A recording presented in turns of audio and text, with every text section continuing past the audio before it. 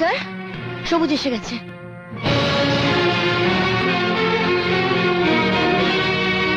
বিয়ের মণ্ডপ থেকে তুমি মেয়েকে তুলে নিয়ে আসছো, হ্যাঁ?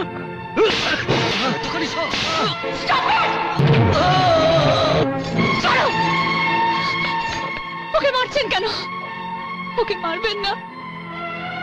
আমি নিজের ইচ্ছে বিয়ের মণ্ডপ ছেড়ে ওর সঙ্গে পালিয়ে এসেছি। সে কি? ইউ মিন এটা কি ঘটনা নয়, ভালোবাসার গল্প? হ্যাঁ, ইয়েস, ভালোবাসা।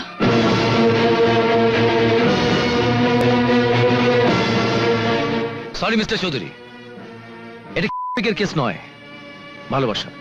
তুমি তুমি কি বলছো সাথী? এসব তো মিথ্যে। এছাড়া আর কোনো উপায় নেই সবুজ। আমি যদি মিথ্যে না বলি, ওরা তোমাকে জেলে পুরে দেবে, তোমার উপর টর্চার করবে। আমার আর রাহুলের জন্য যদি তোমার এই অবস্থা হয়, আমি নিজেকে কোনোদিনও ক্ষমা করতে পারবো না সবুজ। নাও মিস্টার রোমিও, এবার তুমি বলো, তুমি ওকে ভালোবাসো? তুমি ওর মাথায় হাত রেখে প্রমিস করো তুমি কখনো ওকে ছেড়ে যাবে না।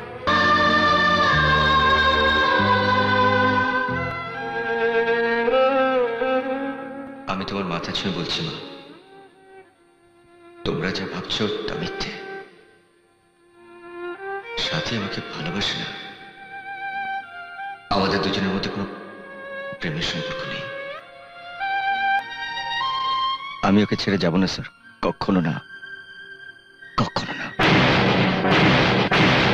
ওকে আজীবন ভালোবেসে যাবে? Yes sir. মা, মা। না, তুমি আর আমাকে মা বলে ডাকবে না। তুমি সেদিন আমার মাথা ছুঁয়ে মিথ্যে কথা বলেছিলে। কেন? কি প্রয়োজন ছিল এর? বিশ্বাস করো মা। ব্যাস ব্যাস, অনেক হয়েছে।